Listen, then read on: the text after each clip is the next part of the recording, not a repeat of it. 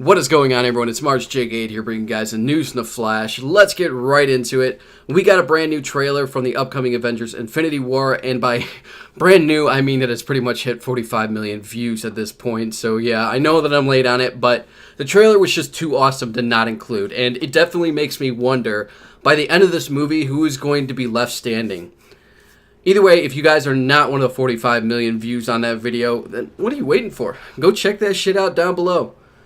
EA is once again back in the news with a major update for Star Wars Battlefront 2, the game that pretty much single-handedly knocked the gaming industry down a couple of pegs with its highly criticized microtransaction system that would have had players putting money into a game to unlock loot boxes that give them star cards that would then give the player significant buffs in multiplayer matches, essentially making it this one huge pay-to-win system. Acting upon the wrath brought on by not only the internet, but also Disney themselves after seeing the massive amount of backlash this game was receiving over this system, EA and DICE basically removed microtransactions altogether from the game before it even launched, with the promise that they would revamp the progression system and then put it back in later on. Now, 5 months later, they have finally announced that microtransactions will be making their return with a complete overhaul of the progression system. First and foremost, this is probably the most important thing. With the microtransactions, you will still be able to buy crates, but these crates will no longer contain star cards from them, just credits and cosmetic items, like emotes and victory poses. With that, they also introduced a second way to use microtransactions with appearances that are basically skins that you can use to change the look of your character, which I kind of thought they didn't want to do that, but, you know, I guess they didn't really have a choice with their hands being kind of tied with this whole controversy thing. I do wonder, though, if they're going to include a pink Vader skin. Not going to lie, I would totally get it. Now, it does have to be mentioned that star cards aren't being completely removed from the game. They are still in it, but they're only unlocked through gameplay. As you earn experience points, you can then use that to unlock new characters, new classes, new ships, that you're then able to choose in multiplayer and use it there. And if you earn enough points to gain a level for the unit, you'll also gain a skill point, which can then be used to unlock and upgrade star cards. You also don't have to worry about any of the items you currently have unlocked with this new update, because it lets you keep everything. This includes your current star cards, heroes, weapons, and anything else you spent time grinding out to unlock. I've got to say, this update actually looks really good. It's been what the fans have been wanting from the start. Now, the question ultimately remains, since it's been 5 months since the release of this game, is it at this point too little too late, or can this game actually make a comeback? Let me know what you guys think down in the comments below, and if you're interested in this update, it does come out on March 21st, and I'll leave the developer notes down below for you. Moving on, SoulCaliburVI announced an awesome guest character, Geralt of Rivia, or the protagonist of the beloved Witcher series, which if you guys haven't heard me say it yet, then allow me to say it now, and allow me to say it loud and clear. This is probably one of the best series that I played in a very long time. Either way around, I am really excited to see him in this game. I'm also excited that they're doing him justice by making sure that his fight style utilizes not only his sword dance fight style, but also the use of his signs during battle. Check out the trailer for him down below. We also got a new teaser trailer for the upcoming Tomb Raider game, now officially titled Shadows of the Tomb Raider, which I think was rumored all the way back in early 2017, if I'm remembering correctly. Now, the teaser does show off a couple of interesting things. It doesn't show off a lot.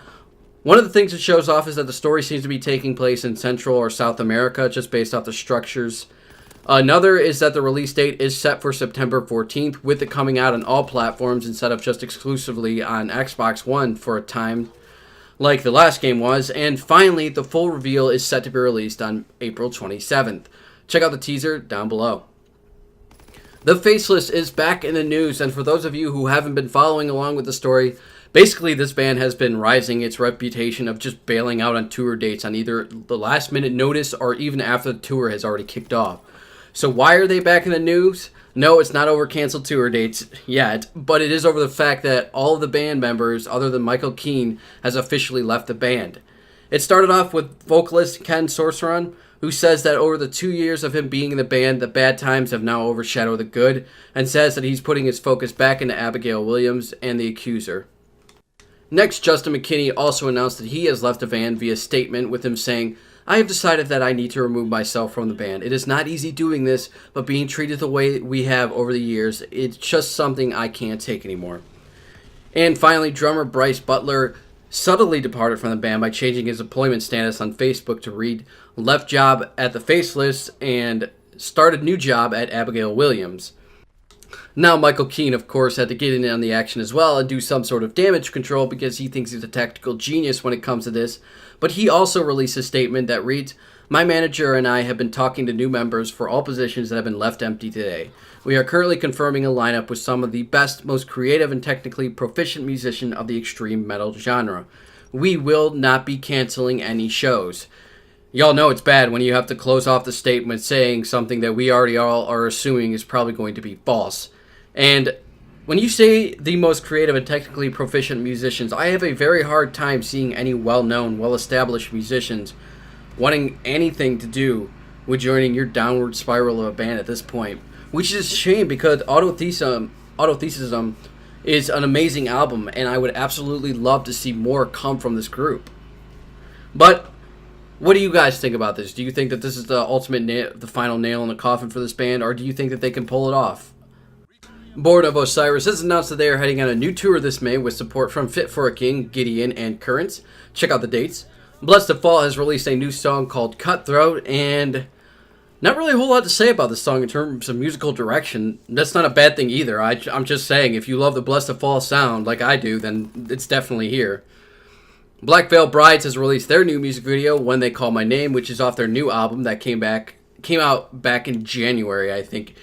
Either way around, I haven't really talked a whole lot about the album, but it's definitely one of the few that I'm really enjoying this year so far, and this song is definitely a great addition to it. Check out the music video below if you're interested. Underoath has put out an awesome music video for their new song, Rapture.